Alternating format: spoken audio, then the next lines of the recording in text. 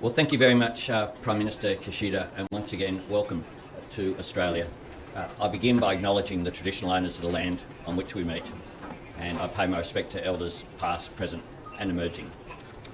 I also have asked for permission from the Prime Minister to make some initial comments about the tragic events that are unfolding on the east coast of Australia. Flood warnings now stretch continuously from Queensland to Victoria and extend into Tasmania.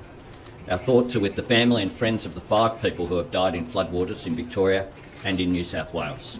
From tonight, 3 helicopters are on standby for night search and rescue in New South Wales, and a further 150 Australian Defence Force personnel will be on the ground helping. 100 of them in northern New South Wales and 50 on standby in the Hunter. 350 ADF personnel are now on the ground helping in Victoria. My government will continue to work with states and territories, and we stand ready to support those Australians who are suffering the most. From next week, additional help will be available for Tasmanian small business and producers. Grants of up to $25,000 will be available in 17 local government areas, including an upfront payment of $2,500. And I'll continue to work with Premier Rockcliffe in Tasmania, as well as the Premiers of Victoria, New South Wales and Queensland, as we deal with the challenging time ahead. Information about eligibility and how to apply will be available in the coming days through ourselves and through the Tasmanian Government. As of Friday, more than $14.6 million in disaster assistance has been provided to some 18,000 people impacted by floods in New South Wales, Victoria and Tasmania. Can I give my heartfelt thanks to Defence Force personnel, to the emergency service workers and to the volunteers, who are showing once again that at the worst of times we see the best of the Australian character. We see Australians helping each other out in a time of crisis, and we see, in some examples as well, Australians putting themselves at risk in order to help their fellow Australians. I do say to Australians in these areas, please follow the advice. If you're asked to evacuate, please do so. Do not drive through floodwaters. It's dangerous. You don't know what is below, what you can't see. So I ask people to continue to take the advice of the experts and to please stay safe. That is the most important thing. Nothing is worth the risk involved. And I again reiterate my thanks, my praise and my gratitude to those people who are providing that assistance on the ground in such a large area of Australia. Can I say that it is a great honour to welcome the Prime Minister here to Australia. It is our 4th meeting in just my 5 months as Prime Minister. It is the first time that a Prime Minister of Japan has visited Australia since His Excellency Abe Shinzo was here in 2018. And I was very grateful to pay my respects at Mr Abe's funeral held last month, along with the 3 former Australian Prime Ministers, Prime Minister Howard, Prime Minister Turnbull, Prime Minister Abbott. It said a lot about Shinzo Abe's stature, but also the depth of Australia's friendship with Japan. So too does our ongoing relationship, that we're very much developing a close friendship between us. I'll never forget winning an election on the 21st of May, and I was in Tokyo on the 23rd of May for the Quad meeting that was so successful. It was fitting that my first overseas visit was to Japan. Australia's relationship with Japan is one of our most mature and enduring. Our special strategic partnership with Japan is unique. Our trade, investment and travel links are so strong. Our cooperation goes from strength to strength on everything from education to climate to defence to space exploration. As well as stability and solidarity, there's warmth and trust and respect in this relationship. Our affinity is in our common desire for a peaceful, prosperous, resilient and secure Indo-Pacific, where democracy and human rights are upheld, the rule of law prevails and disputes are settled peaceably without coercion. Australian people and Japanese people hold these values dearly, and they were at the heart of our annual leaders' meeting this morning. This shared visit for an Indo-Pacific region that is peaceful, prosperous, resilient and free is why today we have signed the renewed Joint Declaration on Security Cooperation. Following our Reciprocal Access Agreement in 2022, this landmark declaration sends a strong signal to the region of our strategic alignment. Our commitment to consult each other on contingencies is a natural step in our efforts to support the security and stability of the region. It shows the responsibility we share for security in our region and towards one another. As part of our increased security partnership, we also welcome today the announcement that Japan's self-defence forces will train and exercise in Northern Australia with the Australian Defence Force. One of the greatest security challenges for our region and indeed the world is, of course, climate change. But it also represents an extraordinary opportunity to shape our future by seizing the opportunity of renewable energy and the possibilities it opens for new jobs and industries. Both our countries are committed to net zero by 2050 and to working with the Quad and other groups to advance renewable energy technologies. I know Prime Minister Kishida is as hopeful as I am about what we can achieve together. This morning we spoke at length about how Australia and Japan can do more to ensure access to affordable, reliable and secure energy in the Indo-Pacific as we move to a net zero world. I expressed Australia's support for the Prime Minister Kishida's personal initiative, the Asia Zero Emissions Community. AZEC will be a great galvanising force in the region, promoting decarbonisation in Southeast Asia and uniting all of our efforts towards net zero. When it comes to taking action on climate change, we are all part of a bigger community and we can do more together than we can do as individual countries.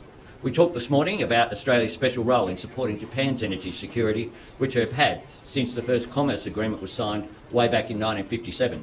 We have a long history of supplying resources such as LNG to Japan, and this trade will continue, with Western Australia playing a key role. But as we look to the future, we see real opportunity in the export of renewables, including hydrogen to Japan, helping both our nations achieve our emissions reduction goals. Today we have also signed a critical minerals partnership. We've committed to more cooperation to strengthen the supply chain of critical minerals, including those that are required for building the green technologies of the future.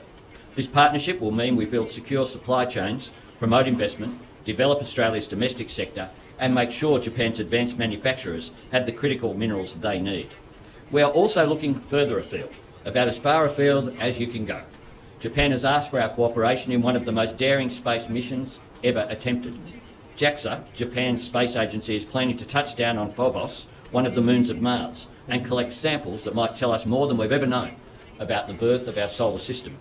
The request from Japan is for the spacecraft, nicknamed MMX, to land in Woomera in South Australia with its precious samples when it returns to Earth in 2029. I'm pleased to confirm that Australia has once again said yes. We're proud to take part in this world-first mission. To me, it's an extraordinary example of how far Australia and Japan have come and how far we can go. Prime Minister Kishida, welcome once again to Australia. It is such an enormous personal pleasure for me to return your hospitality and to express in person Australia's deep and sincere regard for Japan and its people. Thank you. Thank you.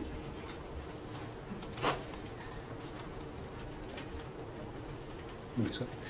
はい、まず私からも、冒頭、オーストラリアの東海岸において、大きな災害の被害が出ていることに対しお見舞いを申し上げたいと思います。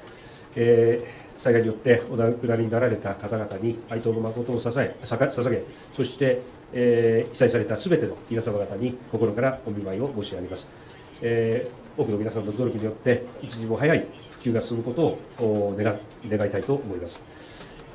そしてその上で、この度、アルバニージー首相から、この美しいパースの町にご招待いただきましたこと、心から感謝を申し上げます。ここパースは、日本と豪州が鉄鉱石貿易を皮切りに、日豪関係の礎を築いてきた歴史を象徴する町です。そして、本年7月の安倍元総理の逝去に対し、弔意メッセージや各地でのライトアップなど、豪州の皆様から特別なお心遣いをいただきました。そして先月の国葬儀には、アンソニーと歴代首相3名にご参列をいただきました。日本国民を代表し、心から感謝を申し上げます。本日、首脳会談に先立ち、アンソニーと1対1で会談を行いました。その中で、安全保障、防衛協力、自由で開かれたインド太平洋に向けた連携、資源エネルギー分野での協力など、他に例を見ない日豪間の緊密な結びつきに鑑み、日豪の特別な戦略的なパートナーシップは、新たな次元に入ったという認識において一致をいたしました。今次訪問の最大の成果の一つとして、先ほどアンソニーとの間で新たな安全保障協力の共同宣言を署名いたしました。基本的価値と戦略的利益を共有する日豪両国は、厳しさを増す戦略環境の下、情報・広報支援、運用面での協力の枠組みを整備しつつ、安全保障、防衛協力を拡大してきました。新たな宣言は、この確固たる基盤に立ち、安全保障、防衛協力の今後10年の方向性を示す羅針盤となるものです。この宣言は、地域の安全保障上の利益に影響を及ぼしうる緊急事態に関して協議をし、対応を検討することの確認も含め、安全保障、防衛協力をさらに進化させる充実した内容となっています。そして、私からいわゆる反撃能力を含め、国家の防衛に必要なあらゆる選択肢を検討し、今後5年以内に日本の防衛力を抜本的に強化する決意を表明し、アンソニーからの指示をいただきました。また、日本と豪州がインド太平洋地域における同志国連携の中核として、日米豪印や日米豪などの取り組みを重層的に活用し、自由で開かれたインド太平洋に向けた取り組みを牽引することで、改めて一致をいたしました。私からアンソニーが主催する来年の日米豪印首脳会合への強い支持と協力を表明いたしました。さらに、ウクライナ情勢、挑発行為を続ける北朝鮮、厳しさを増す東シナ海、南シナ海、台湾海峡の平和と安定、太平洋島しょ国への支援、CPTPP 等についても突っ込んだ議論を行いました。我々の間で得られた共通認識は、共同声明において示されています。また、私とアンソニーは、核軍縮に深くコミットをしています。最近、ロシアがウクライナにおける核兵器の使用を示唆していることは、極めて憂慮すべき事態です。ロシアの核兵器による威嚇は、国際社会の平和と安全に対する深刻な脅威であり、断じて受け入れることはできません。ましてや、その使用は決してあってはなりません。広島および長崎に原爆が投下されて77年間、核兵器が使用されていない歴史をないがしろにすることはあってはなりません。仮に核兵器が使用されることがあれば、それは人類に対する敵対行為です。国際社会としてその行為を決して許すことがないことを改めて強調いたします。